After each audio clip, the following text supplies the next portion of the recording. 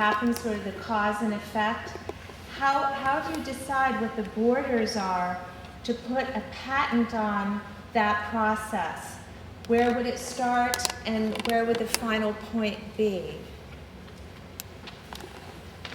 I think that most of my colleagues who are working on the subject will say there are two priorities. Don't flood the system with marginal patents. They are roadblocks and no stepping stones to more innovation.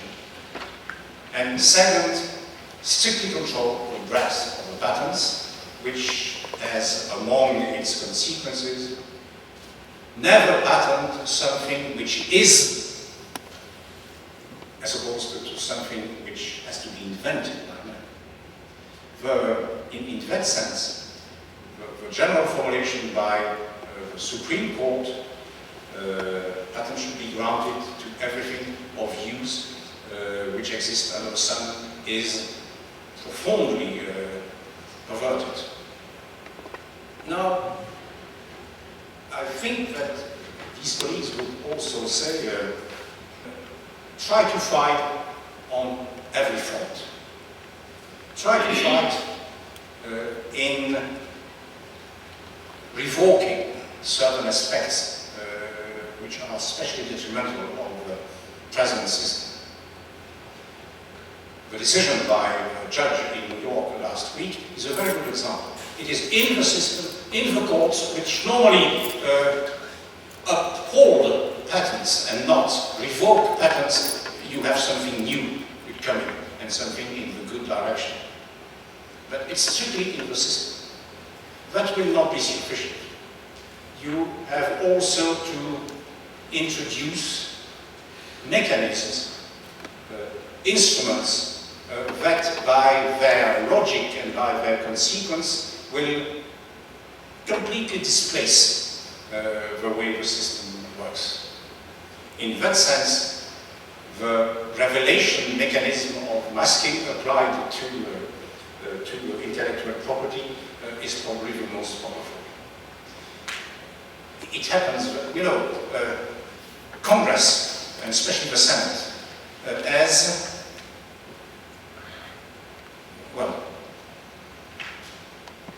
the USPTO, the United States Patent and Trademark Office, gets paid by the farmers, the people who make claim and who ask for a patent. That represents a lot of money. That money doesn't go to the USPTO, it goes to the general federal budget. And to function, USPTO gets money as an appropriation from Congress. Systematically lower than what they bring and systematically insufficient for their functioning. The consequence is, for example, that an examiner, whatever the patent he has to examine, even very complicated, has basically 24 hours in total to examine it. In Europe, it is twice that time, and it's not yet sufficient to make a serious examination. So in a certain sense, that simple budgetary mechanism leads the USPTO to grant patents as they come, as the claims come. Because if you have too little time and you refuse, you will have great problems, of course, because the claimant will go to court. If you have too little time to examine seriously and you accept, it seems that everybody is happy and the system is, of course, very inefficient. Moreover, these examiners, who are very competent in many ways, in particular, if you ask for a patent, they will immediately check whether there is not another patent already granted which might compete. So you wouldn't have something novel. Perfect. They know nothing or about nothing about the academic literature, scientific literature, which in these complex cases is the main source of information on which you should decide.